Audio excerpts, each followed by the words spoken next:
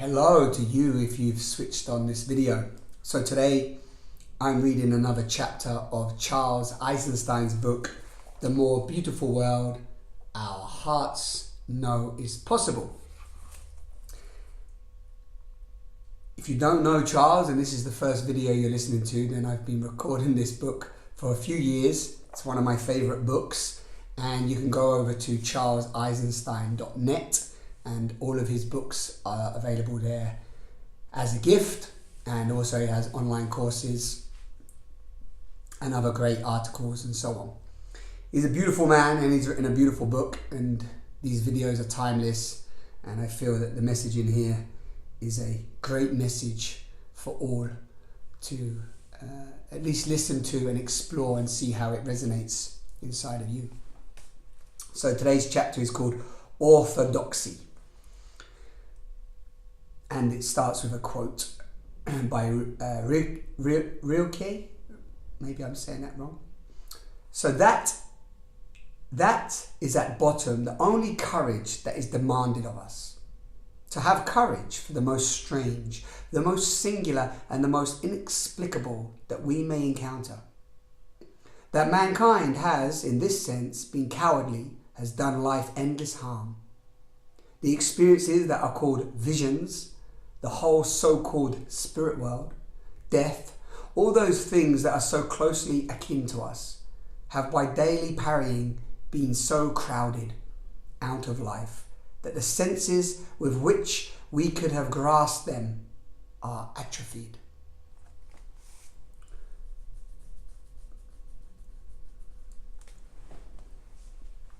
The convergence of spirituality and activism mirrors a broader reunion of spirit and matter, in which we understand the two realms as one. This is different from the claim of science to have explained away any phenomenon we might call spiritual. More than a reduction of spirit to matter, it is an elevation of matter to spirit. This reunion is still incomplete. There are still many political activists who will be appalled at this book's reference to phenomena that they label as scientifically unproven, or causal principles they label as unscientific. They do not realize that scientific orthodoxy is cut from the same cloth and serves the same ends as the rest of our dominant institutions. It contributes to the maintenance of the story of separation just as much as economics, politics, or organized religion. Similarly, readers who are knowledgeable about alternative scientific paradigms and technologies may be feeling impatient with my skepticism of the idea that these will save humanity. Although I have first-hand experience with several technologies that conventional science calls impossible, I will not promote them in this book. The reason is, again, if these are to save us, then why haven't they already? Many have been known and suppressed for decades. I have read literature alleging that the suppression is conscious and systematic. I think it is mostly, rather, unconscious and systemic. Through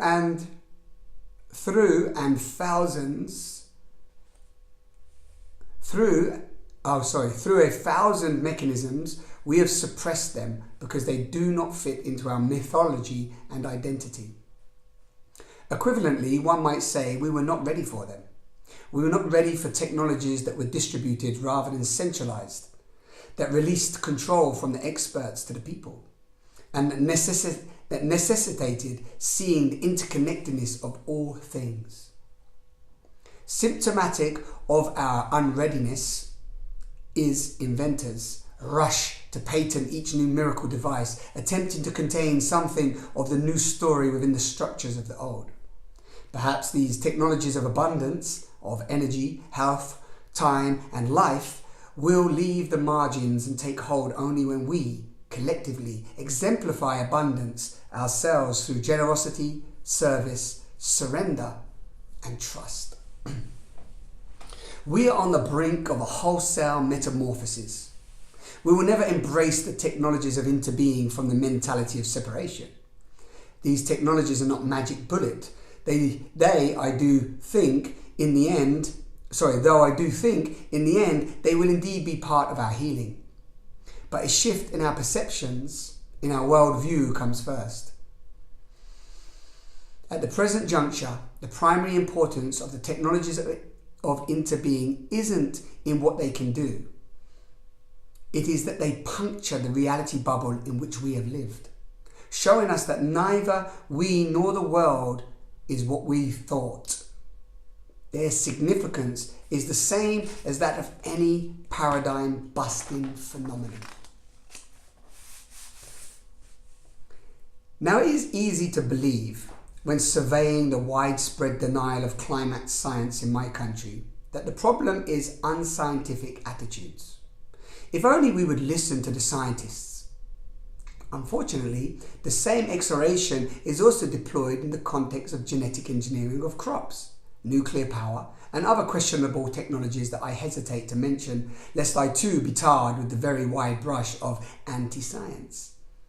While the two examples above don't enjoy anything like the unanimity that anthropogenic climate change does, advocates like Michael Spector do not hesitate to brand opponents as unscientific. All the more unscientific would they consider my beliefs about holistic medicine, Qigong, body dynamic agriculture, water memory, biological nuclear chemistry, crop circles, psi phenomena, over-unity devices, radioactive waste remediation, and Santa Claus. There, I've let the cat out of the bag. Because of their power to puncture the old story, I encourage people to explore these unscientific phenomena. You will discover that they provoke a combination of upliftment and scorn. They relieve the weight of separation and validate our childlike perceptions of untapped wonders, mysteries, and possibilities. At the same time, they trigger the fear that these perceptions are delusions, and thus the derision of the cynic discussed earlier. Don't worry, I'm not going to pin my optimism on the hope that some miracle technology is going to save us. If it were up to technology to save us, it already would have. We have long possessed the technologies to live abundantly and sustainably on this planet, but we have used them to other ends. We could live in an earthly paradise using perfectly uncontroversial technologies. Conservation, recycling, green design, solar energy, permaculture, biological wastewater treatment, bicycles designing for repairability, durability, reusability, and so on. These are technologies that already exist and by and large have existed for decades or centuries. No new miraculous technologies are necessary. However, another kind of miracle is necessary to redeem the promise of these existing technologies. A social or political miracle. That's what it would take to reverse deforestation, cut greenhouse gas emissions, heal damaged watersheds, and remove all the legal, social, and economic impediments to change. It would doubtless require a different money system and therefore a radical restructuring of economic power and privilege. It would require a wholesale shift away from militarism and all belief systems behind it. It would require millions of people going back to the land to engage in small-scale, high-productivity, labour-intensive agriculture. Technologically feasible? Question marky. Certainly. Politically realistic? Hardly. There is no denying that one way or another, we're facing a task that we don't know how to accomplish. Any political realistic proposal today pales in significance beside the severity of this crisis at hand. So herein lies the significance of the unorthodox and heterodox technologies that I mentioned before. The worldview that eliminates such things from the realm of possibility also cuts us off from the kinds of actions that are necessary to change the world. In both cases, we face something that cannot happen without violating our story of the world. Now, even though science is, as we know it, is central to a centuries-long or millennia-long program to master nature, even though its approach to gathering knowledge is the very model of othering nature and making the world into an object, scientifically oriented people are often fervent environmentalists and supporters of civil rights, equality for gay people and other compassionate positions. And this exemplifies a general principle that our entry into the new story is uneven. In one area of life or thought, we may have transcended all vestiges of separation, while being completely blind to it on another. It never ceases to amaze me. Someone might have been deep insight into the institutions, both internal and external, of racism, sexism, classism and colonialism, but have no clue that Western medicine, and to some extent science itself, are among those institutions. I go to a traditional nutrition conference where people thoroughly understand the corruption of our food system, how it destroys land, health and community, but they are unaware that the school system does much the same. Citing studies that link diet and test scores, they say, if only children had better nutrition, we would improve school performance, assuming that paying attention in class and doing well on tests are signs of a healthy child. But when we become aware of how the school system is a conditioning agent to instill in children obedience to authority, passivity and tolerance to tedium for sake of external rewards, we begin to question school performance as a metric of well-being. Maybe a healthy child is one who resists schooling and standardization, not one who excels at it. And then I go to an educational conference where people do understand that yet, judging by the food consumed and the health of the participants, have little connection to their bodies or awareness that the food system is just as corrupt as the educational system. And almost anywhere I go, no matter how radical the audience when discussing agriculture or education or sexuality or politics, when push comes to shove concerning their health, they go to a conventional MD. So for a long time, activists in these areas and many others have been operating in their own silos, as if they are addressing a single anomalous malady in a system that, despite a few problems, were fundamentally sound. It was not obvious that someone working for, say, prison reform was devoted to another facet of the same cause as someone working for organic agriculture. Fortunately, this is changing today. A creeping radicalization is taking over as people recognize the interconnectedness of all our systems and institutions and the complicity of these in upholding the dominant narratives. The prison system as we know it depends on some kind of beliefs that also embed our food system, educational system and medical system. They all depend on the same political mindsets, the same economic mechanisms and the same kinds of interpersonal relationships. They also come from, and in brackets, and contribute to the same psychological, or one might say the same state of being.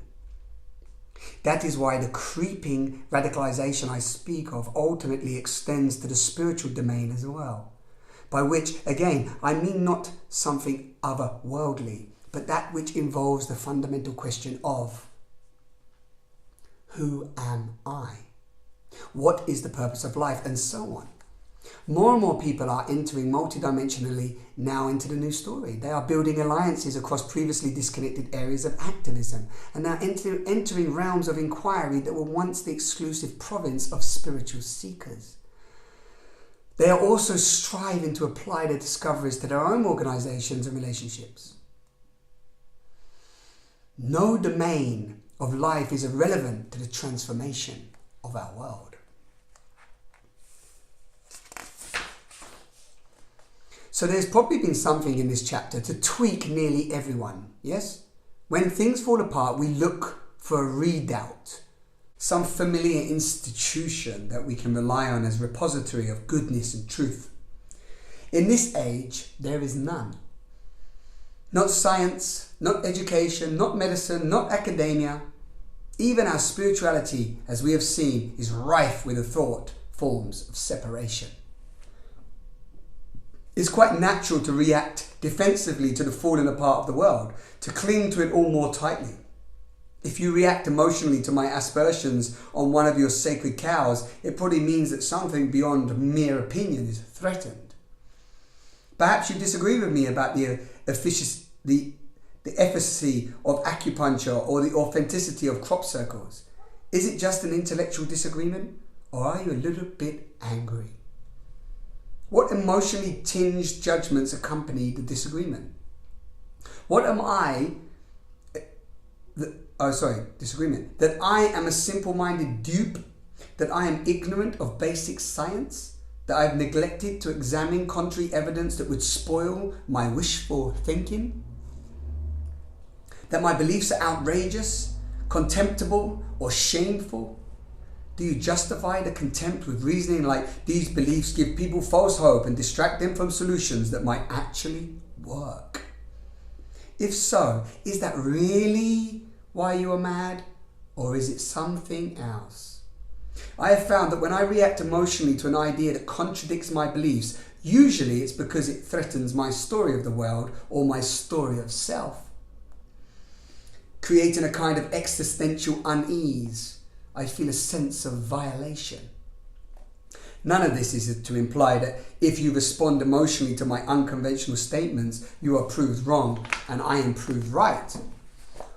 All it implies is that your rejection has little to do with evidence or logic.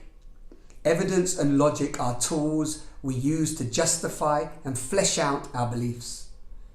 But we are deceiving ourselves to think that they are the source of our beliefs. I will return to this idea because it is crucial to understanding the process of belief change as well. And clearly, for our world to have a chance of surviving, a lot of beliefs are going to have to change.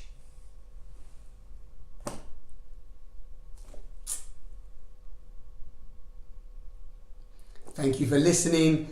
Feel free to view some of the other chapters that I've already recorded. And as I said before, you can head over to charleseisenstein.net, start reading the book for yourself, enjoy the exploration as all of our systems are crumbling. All of who we thought we are is falling away. And what does that leave us? That leaves us in a whole array of mixed emotions, mixed beliefs, uncertainty, confusion, not knowing. And so if you follow any of the videos and content I share, is that it's a call to connect, a call to come back to ourselves, a call to sit in meditation and just be with ourselves, to feel it all and realize that we are none of the stories. The bigger self, the deeper knowing is beyond all of the stories. So as that falls away, we can feel whatever we're feeling, the grief, the anxiety, celebrate all the feelings, whether they be elevated emotions or so-called diminished emotions. Doesn't matter. No emotion is right or wrong. No feeling is right or wrong, good or bad. Just to feel it all, to allow it to cry the tears, and then step back and just feel the vastness of who we are. And it is a time for us individuals to ask those big questions for ourselves. Who are we? What do we want to create? What's our truth? And how do we want to express that? So thank you for listening. Take care. Mwah. Wherever you are in the world, sending you love from that sense of interbeing, that we are all in this together and we are all intrinsically connected. Ciao.